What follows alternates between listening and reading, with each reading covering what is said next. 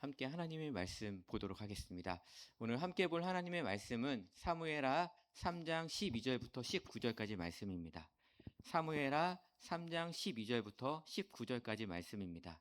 제가 가진 성경책은 구약성경 467페이지에 있습니다.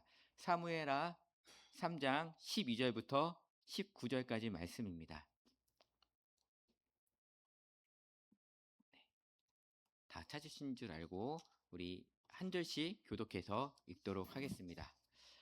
아브넬이 자기를 대신하여 전령들을 다윗에게 보내어 이르되 이 땅이 누구의 것이니이까? 또 이르되 당신은 나와 더불어 언약을 맺사이다. 내 손이 당신을 도와 온 이스라엘이 당신에게 돌아가게 하리이다 하니, 이르되 좋다. 내가 너와 언약을 맺거니와 내가 내게 한 가지 일을 요구하노니 나를 보러 올 때에 우선 사울의 딸 미가를 데리고 오라. 그리하지 아니하면 내 얼굴을 보지 못하리라 하고, 다윗이 사울의 아들 이스보셋에게 전령들을 보내 이르되 내쳐 미가를 내게로 돌리라. 그는 내가 전에 블레셋 사람의 포피 100개로 나와 정혼한 자니라 하니, 이스보셋이 그의 남편 라이스의 아들 발디엘에게서 그를 빼앗아 오매, 그의 남편이 그와 함께 오되 울며 바울임까지 따라왔더니 아브넬이 그에게 돌아가라 하매 돌아가니라. 아브넬이 이스라엘 장로들에게 말하여 이르되 너희가 여러 번 다윗을 너희의 임금으로 세우기를 구하였으니 이제 그대로 하라. 여호와께서 이미 다윗에게 대하여 말씀하시기를 내가 내 종 다윗의 손으로 내 백성 이스라엘을 구원하여 블레셋 사람의 손과 모든 대적의 손에서 벗어나게 하리라 하셨습니다 하고, 아브넬이 이스라엘과 베냐민의 온 집이 선하게 여기는 모든 것을 다윗의 귀에 말하려고 헤브론으로 가니라. 아멘. 네, 잠깐 기도하고 좀 시작하겠습니다. 제가 너무 떨려서 잠깐 기도하겠습니다. 하나님 감사합니다. 부족한 정의 하나님 앞에 단위에 서서 하나님의 말씀을 대언합니다. 하나님, 이 시간 하나님의 말씀만이 흥황하여지고 하나님의 말씀만 들려지는 이 시간이 되게 하여 주시고, 하나님 이 시간 저의 또한 이야기를 통하여서 우리 성도님들에게 힘이 되고, 또한 하나님 하나님의 위대하심을 또한 볼 수 있는 그런 은혜들을 주님 허락하여 주시옵소서. 모든 영광을 하나님께 올려드립니다. 예수님의 이름으로 기도드리옵나이다. 아멘. 여러분, 군대를 가면요 사격을 합니다. 사격을 할 때 0점 사격을 해요. 0점 사격이 뭐냐면 그 세 발을 줘가지고요 이렇게 탕탕탕 쏴가지고 자기가 보는 것과 그 다음에 그 관역지가 맞는지, 그래서 이제 0점을 맞추는 거예요. 그래서 오늘 저에게 있어서 이 예배는 좀 0점 사격 것 같아요. 제가 오랜만에 이 자리에 서기도 하고 또 이제 설교를 준비하면서 우리 안산중학교의 그 수요 예배 폼에 제가 또 맞춰야 되는데 제가 이 맞추기가 너무 힘들더라고요. 그래서 제가 오늘 아침에 이제 그 목사님한테, 목사님 제가 좀 맞추기가 힘들 것 같은데 좀 안 되겠습니까? 그랬더니 목사님께 흔쾌히 괜찮다고 하시라고 하셔가지고 조금 했는데 아직 제가 조금 미흡할 수 있습니다, 여러분. 세 번의 기회를 저에게 주셔서 제가 0점 사격 좀 잘해서 여러분 하나님의 은혜를 함께 나누는 시간들이 좀 되었으면 좋겠습니다. 오늘 첫 번째 이제 0점인데 여러분 너무 잘 좀 들어주시면 좀 좋을 것 같습니다. 세상이 나를 가만히 내버려 두지 않을 때, 세상이 나를 가만히 내버려 두지 않을 때라는 제목으로 우리 하나님의 말씀 한번 보도록 하겠습니다. 설교를 진행하기에 앞서 오늘 본문의 배경을 이해하는 것이 정말 중요합니다. 그래서 사무엘하 1장부터 3장에 대한 배경 설명을 잠깐 이야기하고 시작하려고 합니다. 사무엘서는 이스라엘 왕정을 시작하는 책입니다. 주일에 배우는 것처럼 사무엘이라는 이제 선지자 겸 제사장이 이제 그 제사장을 통해서 하나님께서 왕을 세우십니다. 그래서 첫 번째 왕으로 세우신 사람이 누구죠? 사울 왕이 뽑히게 됩니다. 그리고 사무엘하에서는 그 사울 왕이 죽고 나서 두 번째 왕인 다윗이 이스라엘의 왕이 되는 이야기로 되어가는 것이 이제 사무엘서의 이야기입니다. 사울 왕이 죽고 나서 다윗 왕이 바로 이스라엘의 왕이 된 것이 아닙니다. 중간 과도기가 있다라는 거예요. 그 부분이 지금 우리가 보고 있는 사무엘하 1장부터 4장까지의 이야기입니다. 다윗은 유다의 왕으로서 있었고요. 이스보셋이라는 사울의 아들이 이스라엘의 왕으로 있었습니다. 그래서 1장부터 4장은 이스라엘의 왕은 다윗이 아니라 이스보셋이라는 사울의 아들이 왕으로 있었다라는 것들을 기억하시면 돼요. 그런데 이 다윗이 이제 이스보셋을 물러나게 하고 이스라엘의 왕이 되는 그 과정을 적은 것이 이제 사무엘하라고 생각하시면 됩니다. 사무엘이 사울 왕이 죽고 나서 왕위에 오른 이스보셋이라는 사람은 강력한 군주는 아니었습니다. 아브넬이라는 군대 장관이 엄청난 권력을 가지고 있었고 실질적인 권력을 휘두르고 있던 사람이었다라는 것입니다. 이 아브넬과 이스보셋이 갈라지게 되는 사건이 하나가 발생을 하는데요. 사무엘하 3장 7절의 말씀을 보면 사울에게 첩이 있었으니 이름은 리스바요 아야의 딸이더라. 이스보셋이 아브넬에게 이르되 네가 어찌하여 내 아버지의 첩과 통간하였느냐 하니 라고 이야기하고 있습니다. 이스보셋은 아브넬이 사울 왕의 첩과 통관했다고 이야기합니다. 그게 사실인지 또는 아닌지는 잘 모르겠지만 아브넬과 이스보셋이 멀어지게 되는 결정적인 사건이 바로 이 사건이었습니다. 여러분, 첩과 통관한다라는 이 뜻이 무슨 뜻이기에 아브넬이 그 왕 이스보셋과 이렇게 갈라지게 되는 그런 결정을 할 정도로 어떤 이유가 있는지 한번 보도록 하겠습니다. 왕의 첩과 관계를 맺는다라는 것은요, 엄청난 사건입니다. 선왕의 아내나 첩을 취한다는 것은 그의 자리를 차지한다라는 상징적인 의미가 있었습니다. 그래서 쿠데타를 통해서 왕이 된 사람은 그 왕을 내쫓고 나서 그 처형한 왕의 아내들을 취하거나 욕보이는 것이 당시의 풍습이었다라는 것입니다. 성경에도 그 모습들이 지금 나오고 있는데요. 사무엘하 16장입니다. 사무엘하 16장은 어떤 사건이냐면 다윗 왕의 아들이었던 압살롬이 쿠데타를 일으켜서 다윗을 내쫓고 나서 왕으로 등극하게 됩니다. 그리고 나서 그 왕의 후궁들을 어떻게 하죠? 백주대낮에 그런 통관하게 되는 이런 일들을 벌이고 있는 거예요. 이렇게 압살롬이 그렇게 한 행동은 이제 내가 왕이다라는 거예요. 내가 이제 왕이 됐다라는 것들을 보여주는 하나의 행동이었다라는 것입니다. 또 이 통관한다는 것에 대한 또 예화를 들 수 있는 데가 열왕기 상에도 볼 수가 있습니다. 다윗을 이어 왕위에 오른 사람은 솔로몬이었습니다. 그런데 잘못했다면 다른 왕이 세워질 뻔했었습니다. 바로 아도니아라는 아들이었습니다. 밧세바가 다윗 왕을 찾아가서 솔로몬을 왕으로 세우신다고 말씀하지 않으셨습니까? 라고 이야기하면서 지금 아도니아가 왕이 되려고 지금 준비하고 있습니다. 라고 하면서 이야기를 합니다. 그 이야기를 하고 있을 때 나단 선지자도 들어가서 다윗 왕에게 솔로몬은 왕으로 앉히셔야 됩니다. 라고 이야기를 하면서 다윗 왕이 빨리 솔로몬을 왕으로 앉히면서 아도니아가 왕이 되려고 했던 그 사건은 해프닝으로 마무리되어 버렸습니다. 그리고 나서 이 아도니아가 가만히 있었으면 좋았을 텐데 이 아도니아가 솔로몬의 어머니였던 밧세바에게 가가지고 요청을 하나를 합니다. 뭐였냐면 그것은 바로 다윗 왕의 첩이었던 수넴 여인 아비삭을 달라고 이야기를 합니다. 그 이야기를 듣고 밧세바는 솔로몬 왕을 찾아갑니다. 그리고 나서 아도니아가 얘기했던 것처럼 아비삭을 아도니아에게 주면 어떻겠습니까? 라고 이야기를 해요. 그러자 열왕기상 2장 22절에 솔로몬 왕이 이렇게 얘기합니다. 솔로몬 왕이 그의 어머니에게 대답하여 이르되 어찌하여 아도니아를 위하여 수넴 여자 아비색을 구하시나이까? 그는 나의 형이오니 그를 위하여 왕권도 구하옵소서 라고 이야기합니다. 솔로몬은 어머니에게 지금 화가 났어요. 왜냐하면 그 여인을 주는 것으로 끝나는 것이 아니라 그 여인을 준다라는 것은 내 왕이 지금 왕자리도 요구한다라는 것을 왜 모릅니까? 라고 하는 어머니를 향한 원망 섞인 이야기라는 거예요. 그러면서 이 사건으로 인하여서 아도니아는 죽게 됩니다. 왕의 여인을 취한다라는 것은 반역이고 역모예요. 그래서 이스보셋이 아브넬에게 그렇게 얘기한 것은 아브넬에게 있어서는 엄청난 수치이고 엄청난 불쾌감을 일으키게 하는 일들이었다는 것입니다. 그래서 아브넬은 이 이스보셋과 이제는 절대 같이 하고 싶지 않았습니다. 그래서 누구를 생각했냐? 바로 다윗 왕을 생각하게 됩니다. 그래서 아브넬은 이스라엘을 이제 이스보셋이 아닌 다윗을 왕으로 세워가지고 이 이스라엘에서 다윗 왕을 세워야겠다라는 생각을 하게 됩니다. 그러기 위해서 다윗 왕을 만나야 되는데 다윗 왕을 만나러 사람을 보내는 장면이 오늘 우리가 읽은 사무엘하 3장 12절부터 이야기가 나오고 있습니다. 아브넬을 생각했을 거예요. 어떤 생각을 했냐면 이스라엘은 지금 지는 해고요. 다윗은 뜨는 해였어요.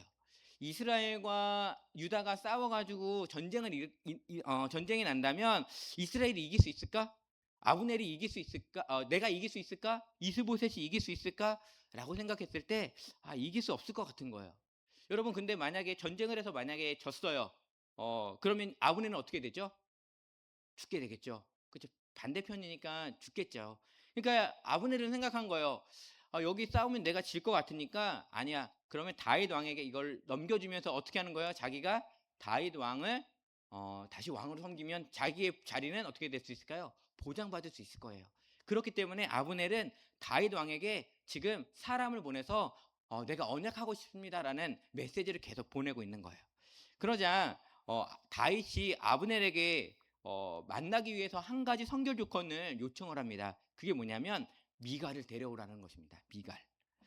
여러분 미갈이라는 여인은 다윗에게 있어서도 되게 중요한 인물이고요.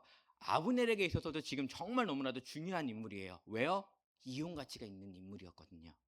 여러분 먼저 아브넬의 입장에서 한번 생각해 보겠습니다. 아브넬의 입장에서 보면 지금 다윗 왕을 만나야 돼요. 근데 다윗 왕을 만나려면 지금 다윗 왕이 누굴 데리고 오라 그랬죠? 미갈을 데리고 오라 그랬어요. 근데 미갈을 안 데리고 가면 다윗 왕을 만날 수 있을까요? 없을까요? 못 만나요. 미갈을 데려가야지 다윗을 만날 수 있고 다윗을 만나야 자신의 이야기를 할 수가 있는 거예요. 이스라엘을 어떻게 하면 당신에게 줄 수 있는지 그 큰 계획과 꿈을 이야기할 수 있는 거예요. 그런데 미갈을 데려가지 않으면 그것들을 이야기할 수가 없는 거예요. 그래서 아브넬은 다윗을 만나기 위해서는 미갈이 너무나도 필요한 거예요. 그래서 미갈만 데려가면 자신이 정말 주도적으로 모든 것들을 주도해서 이스라엘을 다윗에게 줄 수 있는 사람이었습니다. 여러분 그것들을 알 수 있는 것이 계속 보면 아브넬이 했던 행적들을 보면 아브넬 정말 정치적으로도 뛰어난 안목이 있었던 것 같고요. 그리고 능력도 있었던 것 같아요. 모든 사람을 휘어잡는 모든 권력도 있었던 것 같습니다. 그래서 아브넬은 내가 다 할 수 있는데 다윗만 만나면 되는데 라는 생각 때문에 미갈이 너무나도 필요했습니다. 그러면 다윗 왕에게 있어서 미갈은 어떤 이용 가치가 있었을까요? 다윗에게는 미갈의 신분이 필요했어요. 미갈이 누구죠? 미갈은 사울의 딸이라고 성경은 이야기하고 있어요. 여러분 지금 이스라엘은 누구 왕의 후계 지금 누구의 지배를 받고 있나요? 사울 왕가의 지배를 받고 있어요. 사울 왕의 아들이 지금 왕이에요. 이스라엘의 민심은 지금 누구를 왕으로 생각하고 있습니까? 사울 왕입니다. 그렇기 때문에 이 다윗은 사울을 이용할 필요가 있었어요. 그런데 그 이용할 사람이 바로 누구였냐? 바로 미갈이라는 거예요. 다윗 왕은 결혼을 통해서 그 결혼을 통해서 이스라엘 백성과 또한 지도자들에게 한 가지 이야기를 해주고 싶었던 거예요. 야, 내가 이스라엘의 왕이 되는 것은 정통성이 없진 않아. 나 사울 왕의 피는 이어받지 못했지만 사울 왕의 딸인 미갈의 남편으로 이스라엘을 위해서 나는 열심히 일했잖아. 너희도 알잖아라고 어떠한 제스처를 취하고 있는 거예요. 그렇기 때문에 다윗 왕에 있어서 미갈은 너무나도 필요했던 사람이라는 거예요. 미갈의 인생을 이렇게 보면 두 세력이 다윗이라는 세력과 아브넬이라는 이 두 세력이 자신의 의견과 자신의 의도와는 상관없이 나를 힘들게 하는 것들을 볼 수 있는 것 같아요. 두 고래가 싸우면서 새우와 같은 나는 등이 터지고 아프고 상처 입는 그 모습이 오늘 미갈의 모습이 아닌가라는 생각들을 하게 됩니다. 오늘 미갈의 인생을 통해서 세상이 나를 가만히 내버려 두지 않을 때 우리는 어떻게 살아야 되는지 한번 살펴보고 싶습니다. 이 시대는요, 이 세상은요, 나의 신분을 이용하는 시대라는 것입니다. 우리 13절 말씀을 한번 읽어보도록 하겠습니다. 13절 말씀을 보면 다윗이 이르되 좋다 내가 너와 언약을 맺거니와 내가 내게 한 가지 일을 요구하리니 나를 보러 올 때에 우선 사울의 딸 미갈을 데리고 오라. 그리하지 아니하면 내 얼굴을 보지 못하리라 하고 여기서 주목할 단어는 사울의 딸이라는 표현입니다. 미갈은 자신의 첫 번째 아내였어요. 다윗에게 있어서. 그런데 다윗은 미갈을 아내라는 표현도 쓰지 않습니다. 미갈이라는 이름으로 쓰지 않아요. 사울의 딸. 미갈이 지금 사울의 딸이라는 그 타이틀이 지금 다윗에게 있어서 너무나 중요하기 때문에 사울의 딸을 붙여가지고 미갈을 표현하고 있습니다. 다윗은 미갈을 정치적으로 이용할 생각만 가지고 있었을 뿐 미갈이라는 여인에 대한 어떠한 미련도 없는 것처럼 보여집니다. 세상도 그런 것 같아요. 나를 있는 모습 그대로 나를 사랑해주고 받아주지는 않습니다. 세상에서 우리 직장 생활을 해보면 나를 있는 모습 그대로 받아주거나 하지는 않는 것 같아요. 나의 능력들을 보고요, 나의 지식을 보고요, 이 사람이 이 회사에 쓸만한 사람인가 아닌가를 바라보는 것이 이 세상의 논리인 것 같아요. 가정은 다를까요? 아니요, 가정도 조금 비슷한 것 같아요. 가정도 나를 이용해 먹으려고 합니다. 나로부터 뭔가를 얻으려고 해요. 우리 아이들도 저를 보면요, 저에게 연락 올 때는요, 딱 한 번, 그 하나밖에 없어요. 뭐 필요할 때, 뭘 얻어야 되는데, 뭘 사야 되는데 돈이 없을 때, 그때만 연락하는 것 같아요. 뭐 평소에는 연락 한 번도 안 하다가, 뭐 필요할 때, 돈 필요할 때만 연락을 합니다.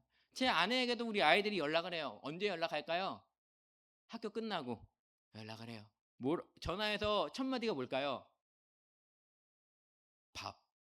그 한마디 합니다. 밥. 그러면 저희 아내가 저희 아내는 요리를 못해요. 그래서 집에 있는 것들을 얘기합니다. 김치찌개 먹을래? 아니. 그럼 계란말이 해줄까? 아니. 자기가 할 수 있는 걸 다 얘기해요. 싫대요. 그러면 집에 있는 재료 가지고 또 해줄 수 있는 것들을 또 얘기를 해요. 싫대요. 엄마는 미칠 노릇이에요. 무슨 수수께끼를 하는 것도 아니고 스무고개를 하는 것도 아니고 아이들은 자신이 원하는 것이 얘기할 때까지 계속 아니라고 얘기를 해요. 엄마가 답답하니까 뭐라고 얘기하냐면 그러면 먹고 싶은 거 사 먹으면 안 돼? 싫대요. 먹고 싶은 거 사 먹지는 않으면서 뭐 집에서 밥을 먹겠다고 하는 이 아이를 좋아해야 될까요? 착하다고 해야 될까요? 저랑 아내는 많이 힘든 것 같아요. 그런 부분에 있어서 우리 아이들도 부모인 저희를 그냥 부모로서 인정해주고 받아들이는 것이 아니라 어떻게 하면 이용해 먹을지, 어떻게 하면 사용할지를 생각하는 것 같아요. 집에 있으면 우리 아이들은 아무것도 안 하는 것 같아요. 막 설거지도 안 하고 뭐 청소도 안 해요. 그래서 주말 되면은 저랑 아내가 같이 다 아이들 방도 청소하고 막 그래요. 그런 것들 보면서 우리가 아이를 잘못 키웠나라고 생각을 하지만 그럼에도 그냥 해주고 있습니다. 세상도 그렇고 가정도 그렇고 나를 이용해 먹는 것 같아요. 그렇지 않나요? 그런데 여기에서만 그치면은 괜찮은데 세상은 나의 행복에도 무관심해 버리는 세상인 것 같아요. 16절에 보면 그의 남편이 그와 함께 오되 울며 바울인까지 따라왔더니 아브넬이 그에게 돌아가라 하매 돌아가니라. 지금 미갈은 혼자 있는 게 아니라 남편이 있었어요. 그 남편과 너무나도 행복한 생활을 살고 있었던 거예요. 그런데 이 헤어짐이 너무나도 슬퍼서 남편이 울고 있어요. 울고 있어요.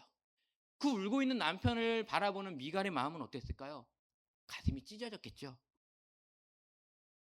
우리 가정, 행복했던 가정을 쑥대밭으로 만든 사람들이 누구예요? 아브넬과 다윗이에요. 얘네들만 아니었으면 우리 가정은 행복했어요. 나와 미갈과 남편은 행복하게 살고 있었어요. 그런데 다윗이 자기를 데려오라는 그 말 때문에 이 가정이 지금 어떻게 되는 거예요? 풍지박산 나고 있는 거예요. 다윗과 아브넬에게는 미갈의 눈물이 보이지 않습니다. 그녀의 불행은 아무렇지도 않아요. 세상도 마찬가지예요. 우리의 불행에 대해서는 눈꼽만치도 생각하지 않는 것 같아요. 여러분 이런 상황일 때 여러분 어떻게 하고 계세요? 이렇게 나를 힘들게 하는 상황일 때 여러분 어떻게 하고 계신가요? 저의 이야기를 통해서 한번 좀 깊게 조금 나아갔으면 좋겠습니다. 우리 목사님께서 이제 저에 대한 간증에 대한 말씀을 많이 하셔서 언제쯤 이 말은 해야 되나 고민을 했는데 오늘이 그날이었던 것 같습니다. 제가 이 자리에 설 수밖에 없었던 이 자리에 서게 된 이유에 대해서 여러분과 잠깐 이야기 나누도록 하겠습니다. 저는 2001년도 신학대학교에 입학을 했습니다. 신학대학교에 입학을 해서 2019년까지 중간에 뭐 군대를 간다든지 뭐 이렇게 잠깐 쉬긴 했지만 거의 10수년 가까이 사역이라는 길을 계속 걸어갔었습니다. 그러다가 2020년 4월에 교회에서 사임을 하게 됩니다. 2020년에 왜 사임을 했을까요? 네, 다들 아시다시피 코로나가 발생했습니다. 제가 섬겼던 교회는 이 안산 중앙교회보다 더 작은 교회였어요. 한 열 몇 분 정도 계시는 성도님이 계시는 그런 교회였었는데 교회에 코로나가 발생을 하다 보니까 정부에서 뭘 막았죠? 집합을 금지시켰어요. 집합을 금지시키니까 교회에 와서 헌금을 하시던 분들이 지금은 온라인 이렇게 막 계좌 이체가 너무나도 활발하지만 그 당시만 하더라도 그게 되게 막 불편한 시대였었어요. 그래서 성도님들이 헌금을 못하게 되는 거예요. 그러다 보니까 교회 재정이 어렵게 되었어요. 목사님께서는 저를 불렀기 때문에 쉽게 나가라고 말씀은 못 하셨어요. 근데 저는 그 형편을 알잖아요. 그러니까 제가 어떻게 했을까요? 목사님한테 가서 목사님, 교회 형편 어려운 거 아니까 저희가 나가겠습니다라고 하면서 교회 4월 달에 이제 사임을 하게 되었습니다. 이렇게 사임을 하고 보니까 이제 막상 일자리가 없는 거예요. 그래서 제가 뭘 해야 될까 하다가 워크넷이라는 사이트에 들어가서 사람을 구한다라는 그 곳마다 이력서를 냈어요. 한 이틀 동안 30군데인가에 그 이력서를 냈어요. 그 이력서를 내고 나서 기다리고 있는데 문자가 띠리링 띠리링 와요. 보면 죄송합니다. 귀하는 나이가 너무 많습니다. 라는 이야기들이 되게 많았어요. 그리고 경력이 안 돼서 안 됩니다. 라는 이야기도 많았어요. 교회를 사임하고 이제 직장을 구해야 됐는데 나이가 많고 사역을 너무 오랫동안 했더니 경력도 없어서 저를 받아주는 직장이 없었어요. 그러다 보니까 제가 할 수 있는 일이라고는 몸을 쓰는 일밖에 할 수 있는 게 없었어요. 그래서 힘쓰는 일을 뽑는 그런 직종을 보게 되었고 거기에 이제 이력서를 넣었는데 하나님의 은혜로 거기에 이제 입사가 되게 되었습니다. 그래서 그곳에서 이제 일을 하게 되었어요. 그곳에서 일을 하면서 정말 사례비보다 조금 더 받는 직장 생활을 했지만 행복했었습니다. 사역을 하면서 가족들과 여행도 많이 제대로 못 가보고 또 아이들이랑 좀 제대로 놀아주지 못했던 것 같았는데 그리고 나서는 조금 이제 아이들과 좀 놀아줄 수도 있고 여행도 좀 갈 수 있을 것 같아서 되게 행복하게 지내고 있었습니다. 그런데 신학대학원 동기 목사님들이 가끔씩 연락이 와요. 목사님, 네, 지금 뭐 하세요? 저 지금 일하고 있어요. 사역 안 해? 사역 안 할 거야? 막 이렇게 물어봐요. 그럼 제가 뭐라고 얘기했냐면, 목사님, 지금 저 10년 후에 하려고요. 10년 정도는 그냥 이거 하고요. 10년 후에 다시 사역하지 않을까요? 10년 후쯤 가려고 생각합니다. 라고 이야기를 했어요. 목사님들이 연락 올 때마다 저는 10년이라는 얘기를 했어요. 10년. 어느 날 제가 생각해 봤어요. 왜 10년이라고 얘기했을까? 라고 생각했더니 10년 후면 저희 지금 두 아이가 있는데 성인이 되더라고요. 그래. 10년 후면 우리 아이들 성인이니까 얘네 알아서 살게 하고 이제 내가 집중해서 하나님의 일을 할 수 있으니까 그래. 10년 후 좋다. 내가 그냥 우연찮게 나온 말이었는데 이게 좀 맞네라는 생각을 하면서 좋다라고 생각하면서 그냥 저는 생각하면서 이렇게 지냈습니다. 그런데 그렇게 시간이 지나고 있다가 한 가지 사건이 일어나게 됩니다. 저희 장인 어른이 계셨는데요. 저희 장인 어른께서는 여러분 빌라 여기 뭐 많이 있지만 빌라를 짓잖아요. 근데 그 빌라를 짓는 사장님을 알고 계셨어요. 그 사장님이랑 알게 되셔가지고 그 빌라 짓는 일을 같이 하시게 되는 이게 되셨어요. 그래서 여러분 그냥 땅에다가 빌라를 짓고 그렇죠? 그리고 나서 빌라를 짓고 나서 그걸 완공을 하면 이제 사람들한테 분양을 하게 되는 거예요. 그렇게 해서 이제 빌라를 이제 하게 됐는데 잘 됐어요. 그 사장님이 아버님을 만나면서 이게 점점 잘 되는 거예요. 그러다 보니까 여러분 빌라를 지을 때 뭐가 필요하죠? 돈이 필요합니다. 돈. 그죠? 근데 빌라를 짓기 위해서 돈이 필요한데 은행에서 빌리자니 잘 안 나와요. 그렇죠? 잘 안 나오기도 하고 되게 깐깐해요. 그러다 보니까 저희 장인어른이 그 사장님한테 그렇게 얘기했어요. 아, 내가 우리 가족들한테 한번 얘기해서 내가 한번 돈을 끌어모아 볼게요 라고 얘기를 하셨어요. 그래서 처가댁에 있는 친척들의 돈을 이렇게 십시일반지 모아가지고 이제 그 빌라 짓는 데 투자를 하게 됐어요. 이렇게 해서 이제 뭐 잘 됐어요. 사업도 잘 되고 빌라가 지으면 다 팔리기도 하고 너무 잘 됐어요.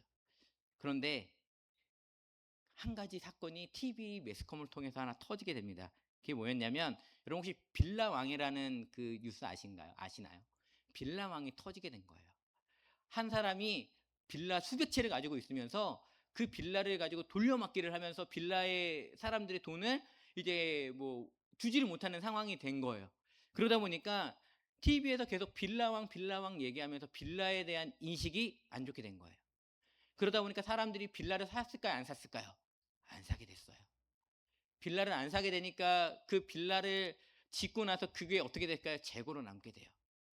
그러면서 이게 저희 아까 누구 돈을 빌렸다 그랬죠? 저희 친척들의 돈을 빌렸다 그랬잖아요. 돈을 줘야 되는데 갚을 수 있어요, 없어요? 없어요. 그러다 보니까 아버님이 힘드셨는지 뭐 그 전에도 암은 있으셨지만 돌아가시게 되셨어요. 그리고 나서 이제 친척들의 계속 거센 항의와 이 압박이 있자 이 일을 누가 하셨냐면 장모님이 하셨어요. 그래서 그 빌라를 짓는 사장님을 찾아가서 우리 돈 투자한 돈 달라 이렇게 얘기를 했어요. 그랬더니 그 빌라 사장님이 하는 얘기가 여사님, 저희가 지금 돈이 없어요. 근데 땅이 하나가 있는데 이거 드릴 테니까 한번 받아보시고 그거 하실래요? 라고 얘기를 한 거예요. 돈을 아예 못 받느니 그래 그 땅이라도 받자 하면서 어머님이 그 땅을 받기로 했어요. 그 땅을 받기로 했는데 그 땅은 사람이 개인으로는 받을 수가 없었어요. 그래서 법인을 차려서 그 법인 명의를 빌려서 그 땅을 받아야 됐는데 뭐 법인이 없잖아요. 그래서 신규 법인을 만들었어요. 사장으로는 장모님의 아들, 그러니까 저에게는 처남이 되겠죠. 처남이 사장이 되고 저는 최대 주주가 돼서 이 법인이 설립이 됐어요. 그리고 나서 그 땅을 받는데 은행에서 또 담보 대출로 받았더라고요. 그래서 그 이름을 바꾸면서 이제 그 명의를 변경하면서 그 은행에서 좀 더 대출을 받아가지고 이제 이전하는 식으로 이제 이야기가 된 거예요. 가가지고 저랑 이제 처남은 뭣도 모르고 사인을 하고 이제 집으로 왔습니다. 여러분 그 땅을 받고 그게 금방 팔릴 줄 알았어요. 그 땅의 위치가 너무나도 좋아요. 여러분 들으면 진짜요? 할 정도로 너무 좋아요. 그 땅의 위치가 어디냐면 여러분 서울 있죠? 서울의 동작구에 사당역이라고 있습니다. 아시죠? 사당역 10번 출구. 사당역 10번 출구. 역 10번 출구예요. 거기서 700m 정도 되는 거리에 있는 땅이에요. 여러분 이 위치면 팔릴까요, 안 팔릴까요? 팔리지 않겠어요? 저도 팔릴 거라 생각했거든요. 안 팔려요. 안 팔립니다. 생각과 달리 이 땅이 팔리지가 않는 거예요. 그러면서 한 달, 두 달이 되면서 은행에서 계속 뭐가 날라오냐면 독촉 문자가 날라와요. 무슨 독촉 문자냐면 이자 내라고. 이자 내라고. 여러분 얼마를 대출 받았을까요? 사당 땅이에요. 그렇죠? 사당 땅을 이제 담보로 해서 대출을 받았으니 얼마를 받았을 것 같아요? 생각하는 것 이상입니다. 100억입니다. 네. 100억을 대출을 받았어요. 엄청나죠? 여러분 그 땅이 100억이에요. 대출을 받았는데 저는 진짜 그거 받고 나서 금방 팔릴 줄 알았는데 안 팔려요. 한 달이 됐는데 이자를 내래요. 이자가 얼마일까요? 100억에 대한 이자예요. 얼마일까요? 5,700만 원입니다. 사람이 벌어서 낼 수 있는 돈이 아니에요. 한 사람 열심히 500 벌어도 많이 번다라고 하는데 5,700만 원 절대 못 벌어요. 그게 어떻게 됐을까요? 계속 쌓이는 거예요.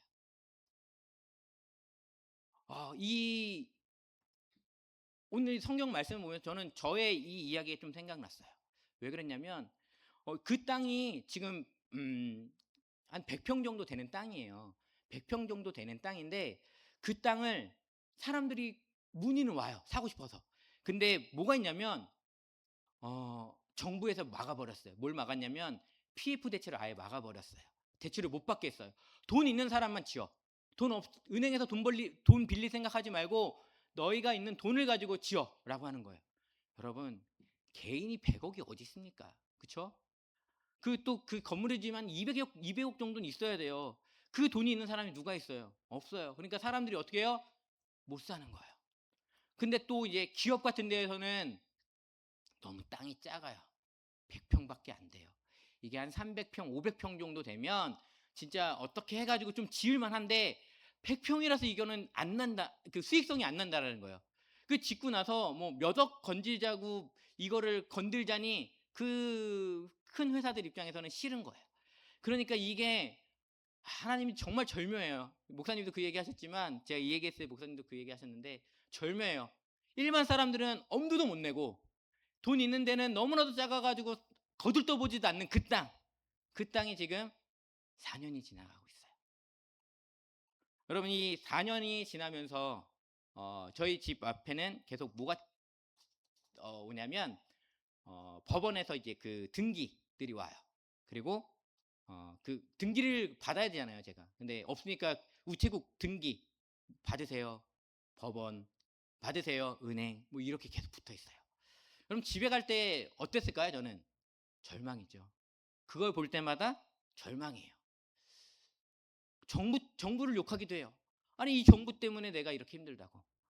저 그 사장님 때문에 내가 이렇게 힘들다고 하면서 저의 자신을 봤을 때 이 미갈과 너무나도 비슷했던 것 같아요. 우리 가정은 행복했어요. 이 사건이 아니었으면 그냥 했을 것 같아요. 그런데 정부의 규제와 그 사장님의 그 선한 배려인가요, 이게? 저는 배려라고 생각하지 않지만 그 배려 때문에 지금 제가 이렇게 고난을 겪고 있는 것 같아요. 여러분, 이렇게 세상에 나를 내버려 두지 않을 때 우리는 뭘 해야 될까요? 나의 행복조차도 무시하는 이 세상을 향해서 여러분, 우리는 뭘 해야 될까요?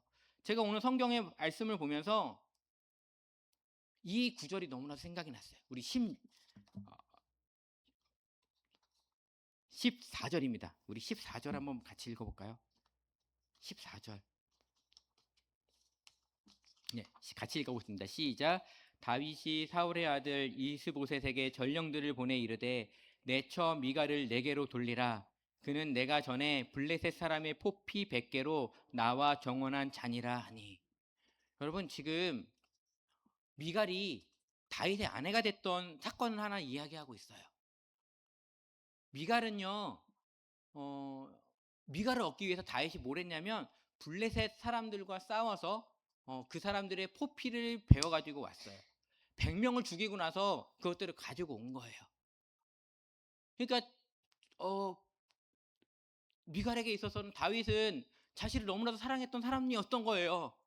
예전에 잊어버렸지만, 지금은 잊어버렸지만, 다윗 나를 정말 사랑했구나라는 것들을 보여줄 수 있는 사건이었던 거예요. 이걸 보니까요, 뭐가 기억이 났냐면 전 예수님의 십자가가 기억이 났어요. 나 같은 사람을 위해서 십자가를 지셨던 예수님, 하늘의 보좌를 버리셨던 그 예수님이 생각이 났어요. 아까 얘기했죠, 여러분. 세상이 나를 가만히 내버려 두지 않고 나의 상황을 바라봤을 때는 우울할 수밖에 없더라고요. 절망할 수밖에 없더라고요.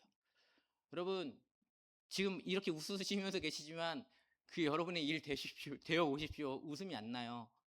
아내랑 저는 그것들을 볼 때마다 막 울었어요. 정말 많이 울었어요. 왜 내가 이렇게 아파야 돼요? 하나님, 저 그래도 목사였는데 제가 아무리 죄를 지었어도 이렇게 100억이라는 돈을 후두로 맞을 정도로 내가 그렇게 잘못됐나요? 라는 생각을 할 정도로 하나님께 대한 좀 원망도 있었던 것 같아요. 그러면서 아내랑 어떻게 죽을까 생각이 해봤고요.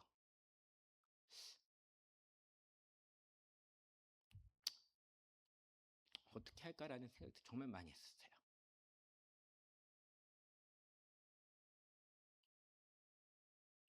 그러다가 예수님을 생각하는데요. 그러면서 제가 회복됐어요. 100억, 그래 너한텐 100억이 큰 돈이지. 근데 나는 내 사랑하는 아들을 너한테 줬는데 너를 구원하기 위해서 나는 내 사랑하는 아들을 너한테 줬어라는 그 음성을 듣고 나서부터는요. 저는 이 땅에 대한 거는 안 보고 있어요. 생각 안 하려고 해요. 예수님만 생각하려고 해요. 맞아. 맞아.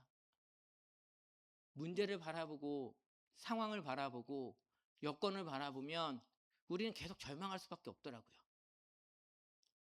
그 현실 앞에서 나를 힘들게 하는 상황들 앞에서 나를 지치게 하는 그 사람들 때문에 계속 주저앉게 되고요. 낙담하게 되고요. 그냥 숨고 싶어요. 그런데 하나님을 경험하니까 예수님을 바라보니까 내 안에서 조금씩 조금씩 회복이 일어났어요. 그러면서 하나님이 저에게 주셨던 메시지가 하나가 있어요. 야, 너 언제까지 이렇게 도망 다닐래였어요. 너 언제까지 이렇게 도망 다닐래?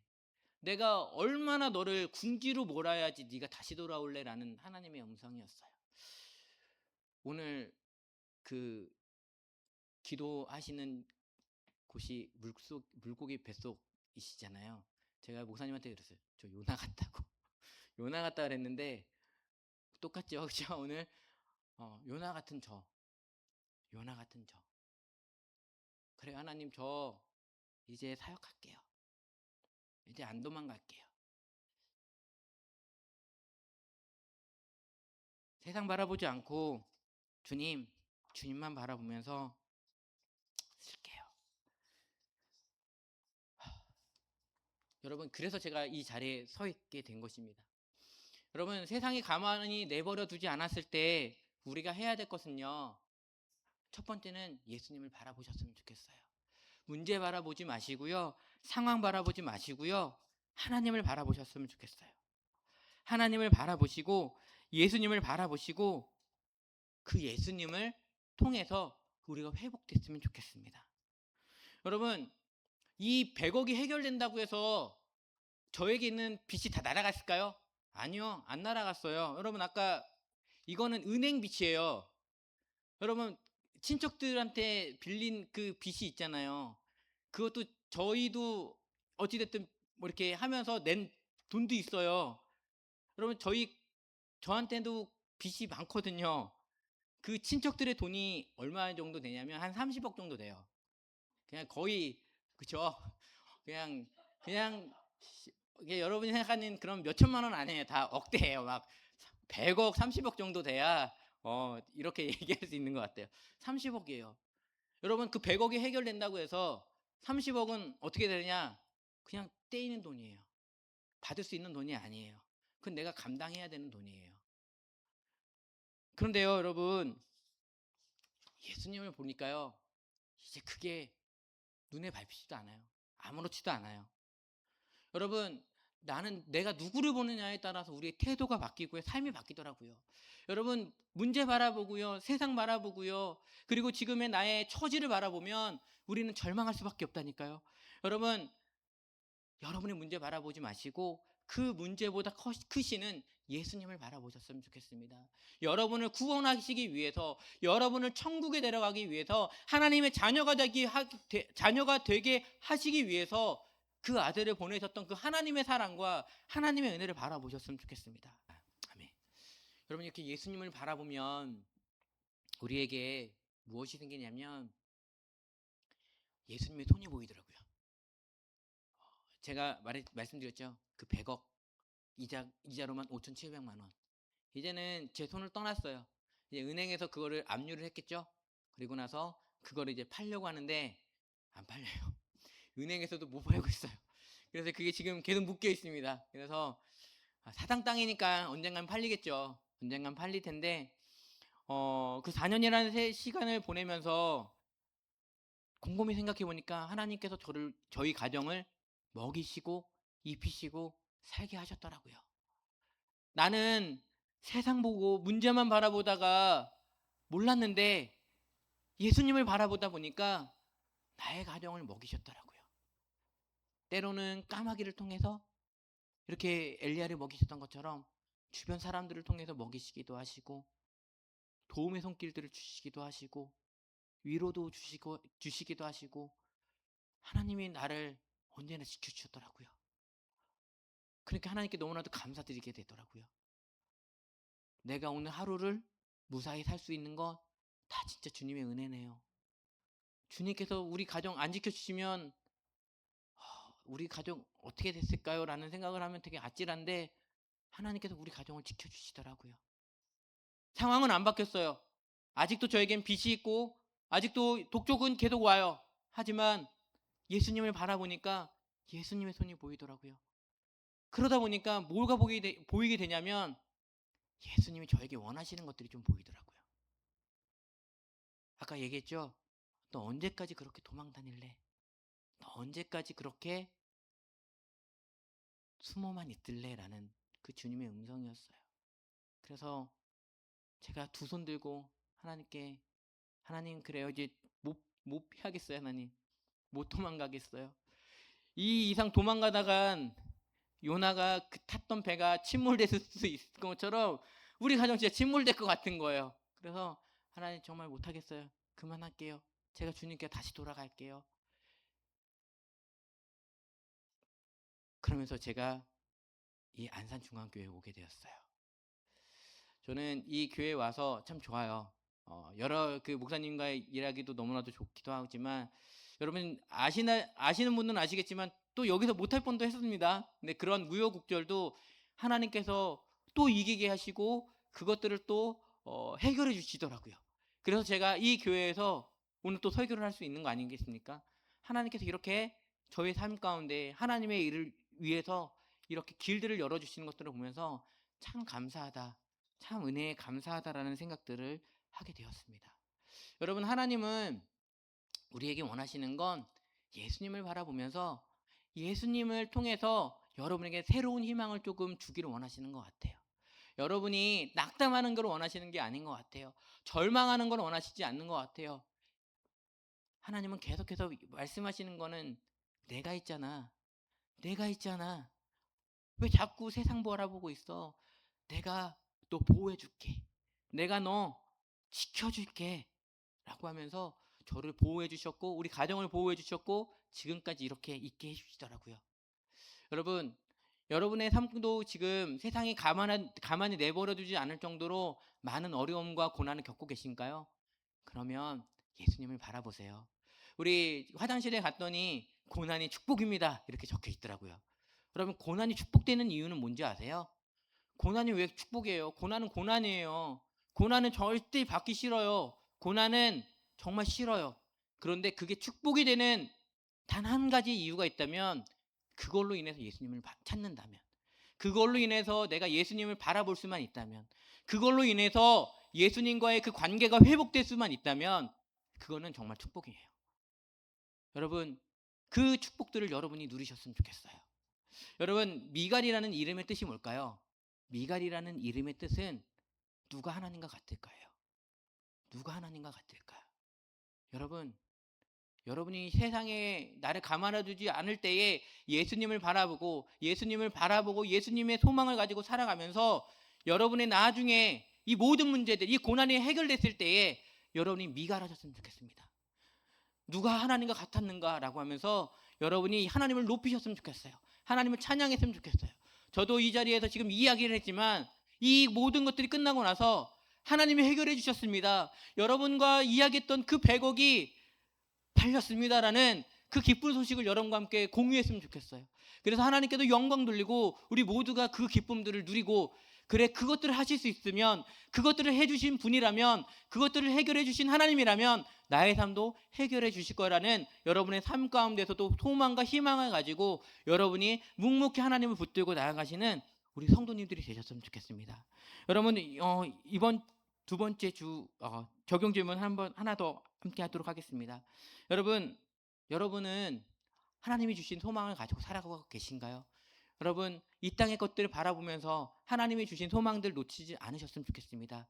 나를 통해서 하나님께서 이루고자 하시는 것들을 바라보셨으면 좋겠습니다. 그리고 남은 한 주 하나님 예수님을 바라보고 예수님을 향함을 통하여서 하늘의 양식과 능력을 공급받으며 살아갈 수 있도록 해달라고 그리고 우리 교회가 큐티 사역을 하고 있는데 이 큐티 사역을 통하여서 하나님 우리의 삶 가운데 말씀이 넘쳐나고 말씀이 흥황하여지고 말씀하시는 하나님을 경험하는 그런 은혜가 우리 모든 성도님들 가운데 있게 해달라고, 그리고 큐티 사역을 통하여 하나님의 음성을 또한 듣고 그대로 살아가는 우리가 될 수 있게 해달라고. 여러분, 무리를 걷던 베드로가 예수님을 바라볼 때에는 무리를 걸었지만 바람을 보자 그는 빠졌다라고 이야기하고 있어요. 다시 한번 이거 가지고 기도할게요. 세상 문제 바라보지 않고 하나님 남은 삶 예수님만 바라보겠습니다. 예수님만 바라보고 하나님 그 길을 묵묵하게 걸어나가고 나중 때에 하나님 미갈 하나님께 누가 하나님과 같을까라고 고백하며 하나님께 영광 돌리는 나와 우리 모두가 될 수 있도록 해달라고 이 시간 하나님 아버지 감사합니다. 3일 동안도 우리를 지켜주시고 또한 하나님의 귀한 말씀을 오늘 또한 듣게 해주셔서 감사합니다. 세상이 나를 가만두지 않을 때가 있습니다. 나의 행복을 그냥 가만히 뒀으면 좋겠는데 나를 흔들고 나를 아프게 하고 나에게 불행을 주는 이 세상 가운데 오늘 미갈의 이야기를 통하여서 그것이 하나님이 나를 부르시는 사인일 수 있다는 것들을 이야기해야 했습니다.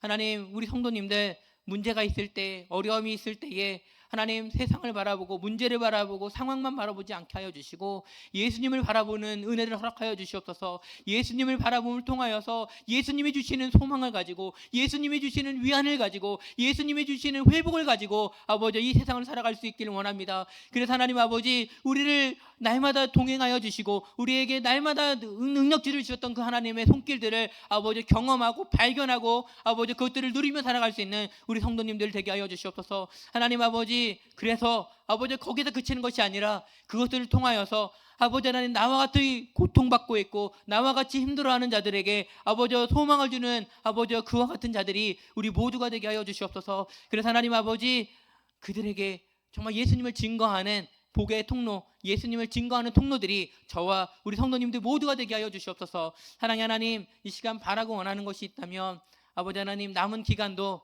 하나님을 바라보는 눈을 허락하여 주시기를 원합니다. 하나님 예수님을 바라보겠습니다. 예수님의 말씀을 바라보겠습니다. 하나님을 바라보겠습니다. 기도하겠습니다. 하나님 아버지 우리와 동행하여 주시옵소서. 임마누엘의 그 하나님께서 우리와 동행하심을 통하여서 우리가 하루하루 좁은 길을 걷고 하나님 아버지 골짜기와 같이 사망의 음침한 골짜기와 같은 길을 걸을지라도 해를 두려워하지 않는 것은 하나님이 나와 함께 하시기 때문이라고 고백했던 다윗의 고백처럼 우리가 이번 한 주간 고난받고 힘들고 어려울 수 있겠지만 그럼에도 불구하고 낙담하지 않고 쓰러지지 않고 좌절하지 않는 이유는 그 주님이 나를 붙드신다라는 그 고백으로 아버지 하나님 살아갈 수 있는 우리를 허락하여 주시옵소서. 하나님 우리 물고기 뱃속 목장의 기도 제목을 하나님께 올려드렸습니다. 아버지 하나님 자녀들의 믿음을 위해서 기도 제목들이 너무나도 많이 올라와 있습니다. 육신의 연약함을 위한 기도 제목들도 너무나도 많이 올라와 있습니다. 하나님 해결해 주십시오. 우리 자녀들이 다른 세대가 되지 않게 해주십시오. 하나님을 알지 못하는 세대가 되지 않게 하여 주십시오. 우리 엄마 아빠의 믿음과 아버지 하나님 주님으로 받았던 그 믿음들이 우리 아이들에게도 그대로 전수될 수 있는 은혜들을 허락하여 주십시오. 사무엘과 같은 은혜들을 주님 허락하여 주십시오. 하나님을 섬기고 하나님을 높이고 하나님을 영화롭게 하는 그 사무엘처럼 우리 자녀들도 하나님을 높이는 자녀들로 하나님을 영화롭게 하는 자녀들로 하나님과 동행하는 그 기쁨들을 누리는 자녀들로 아버지 삼아 주시옵소서. 아버지 우리의 육신의 질병 때문에 하나님의 일을 하지 못하는 일 없도록 영원한 하나님께서 치료하여 주시옵소서. 우리의 몸도 치료하여 주시고 우리의 마음도 치료하여 주시고 우리의 정신도 치료하여 주시고 우리의 신앙도 치료하여 주셔서 아버지 하나님 주님이 주시는 기쁨 가지고 주님이 주시는 그 은혜들 가지고 그 평안함 가지고 아버지 하나님 살아갈 수 있는 그런 하나님께 영광 돌리며 나아갈 수 있는 우리 모두가 되게 하여 주시옵소서. 하나님 이 기도 제목들이 하나님께 아름답게 올려드려지고 이것들이 주님 앞에서 응답되길 간절히 원합니다. 아버지 또한 우리 교회 위해서 기도했습니다. 우리 담임 목사님을 하나님 붙들어 주십시오. 하나님 아버지 우리 담임 목사님에게 기도의 그 은혜가 날마다 날마다 쌓이게 하여 주십시오. 하나님 아버지, 사람도 날마다 날마다 쌓이게 하여 주십시오. 물질도 날마다 날마다 쌓이게 해 주십시오. 하나님께서 우리 목사님을 통하여서 우리 교회를 향한 비전과 목적들을 주실 텐데, 물질이 부족해서, 사람이 부족해서, 아버지 기도가 쌓여있지 않아서, 아버지 하나님의 일들이 지체되지 않도록 하나님 우리 목사님 가운데에 하나님께서 기름 부으심과 함께 하심과 하나님의 그 채우심이 있기를 원합니다. 아버지 우리 목사님의 그 사역 가운데에 하나님께서 길들을 열어주시고 하나님께서 은혜를 부어주셔서 함께 동역할 수 있는 사람들과 아버지 그 여건들을 열어주시옵소서. 아버지 그것들을 위해서 와락사업을 시작했습니다. 아버지 이 사역들 가운데 하나님께서 함께 하심을 통하여서 아버지 이 사업이 아버지 하나님 정말 죽어가는 다음 세대들을 살리는 사역들이 되게 하여 주시고, 이 지역사회에 우리 아이들을 주께로 인도하는 귀한 사역들이 될 수 있도록 하나님 도와주시옵소서. 하나님 보낼 만한 사람들, 하나님께서 예비하신 사람들을 보내주시고 아버지 그 아이들을 주님께로 잘 인도하고 아버지 기도하며 나아가는, 정말 그 아이들을 정말 잘 키워나갈 수 있는 우리 교회가 될 수 있도록, 그 사역들을 잘 감당할 수 있도록 하나님 도와주시옵소서. 아버지 하나님, 세계에서 어떤 선교하고 계시는 장병희 선교사님과 선교사님들 계십니다. 아버지 하나님, 그분들의 삶 가운데에도 하나님 함께하여 주셔서 하나님의 지켜주심과 보호하심이 있기를 원합니다. 하나님, 그분들이 지치지 않도록, 쓰러지지 않도록 아버지 하나님, 그분들과 항상 동행하여 주시고 하나님 물질과 또한 기도가 날마다 그곳 가운데 쌓여서 주의 사역들 잘 감당할 수 있도록, 주님의 하시는 그 놀라운 손길들을 날마다 경험할 수 있는 우리 선교지와 선교사님들의 삶들이 될 수 있도록 주여 역사하여 주시옵소서. 하나님 감사합니다. 오늘도 하나님을 영화롭게 할 수 있게 해주셔서 감사하고, 하나님께 우리의 모든 마음들을 이야기하며 기도할 수 있어서 감사합니다. 아버지 하나님, 이 기도 제목들이 하나님의 때에 하나님께서 아름답게 이루어지실 줄 믿습니다. 하늘에서 하나님의 뜻이 이루어지듯이 이 땅에서도, 우리의 삶 가운데서도, 우리 가정에서도 하나님의 때에 그 일들이 하나씩 하나씩 이루어지며 오직 하나님의 영광이 드러날 수 있는 나의 삶이, 또한 우리의 삶이, 우리 교회의 삶이 될 수 있도록 주여 역사하여 주시옵소서. 감사드리며 예수님의 이름으로 기도합나이다. 아멘.